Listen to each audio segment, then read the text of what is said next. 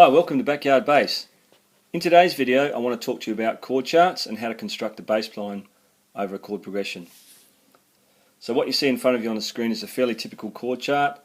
If you're a guitar player or a bass player or even a drummer, sometimes you'll just get a chart like that and you're expected to create a part that's appropriate for the music you're playing. So the first thing we need to do is understand the structure of the chord chart.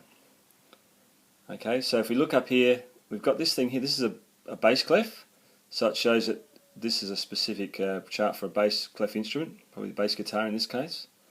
And we've got this thing, 4/4, which is a time signature. It shows you that we've got 4 beats in the bar. That's the most common time signature you'll come across. Now these symbols here are the chord symbols. So if you've got just a letter name like C or G, that shows you it's a C major chord or a G major chord over here.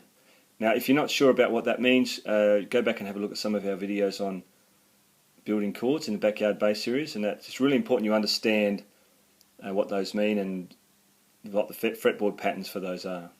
When we get to this one, we've got A with a lowercase m, that's A minor. So the lowercase m denotes that that's a minor chord. Okay? So, starting at the start, we've got an intro. Now, this is the C chord here. You continue playing C, even though there's no chord chart, no chord symbol. It doesn't mean don't play, it means keep playing the same chord. So I've actually got 2 bars on C there. This thing here is a repeat sign. The double dots and the double bar line shows it's a repeat sign. What that means is somewhere along the track we're going to repeat back to this point in the tune. We call this bit the verse.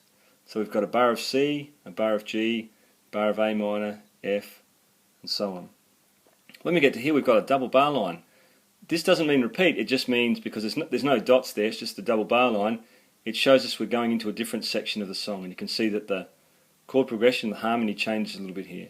So we've got F, and we've got another bar of F here. Don't forget we've got to keep playing that same chord. 2 bars of G, 2 bars of F, 2 bars of G. When we get to this section, we're called the chorus, and notice that there's 2 chords in each bar, so each one of those chords is only worth 2 beats. So we've got 2 beats on C, 2 beats on A, 2 beats on F, 2 beats on G, and so on. Now notice that this bar is actually longer than this one. That doesn't really mean anything of great significance, it's just the music software I used to print this chart out. That's the way it's typesetted, so it's just made that bigger because there's only 4 bars in that line. Okay, so it doesn't mean it's longer or anything like that.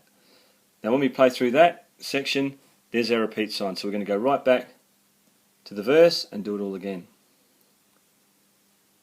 And then this section is called the bridge, I guess because it takes us somewhere different, it goes somewhere different. And we've got 2 bars of A minor, 2 bars of E minor, 2 bars of A minor, 2 bars of G, and then we're back to this progression we had in the chorus before.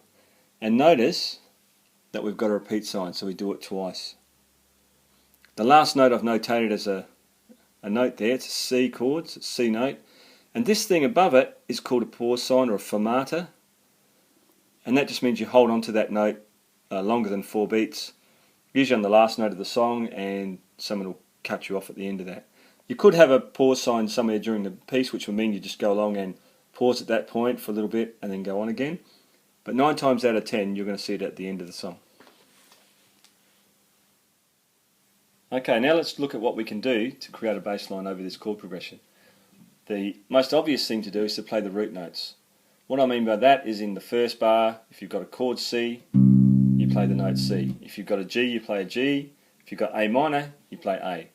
So playing the root note means playing the same letter name that the chord's got.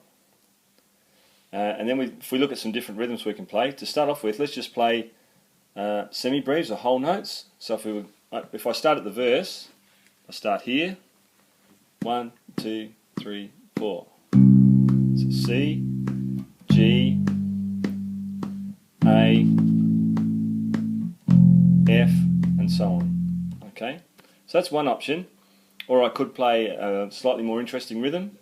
1, 2, 3, 4.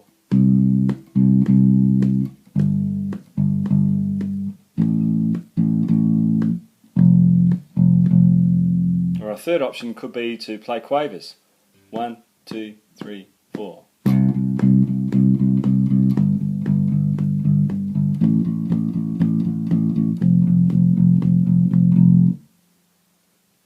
Okay, and you could probably think up some of your own rhythms that you could try over that. Now there's not going to be a lot of action happening on the screen for the rest of this video, but what I want you to try and do is use those three options: long notes, this pattern, and the eighth notes or quavers. Just using the root notes to create a bass line along with this backing track.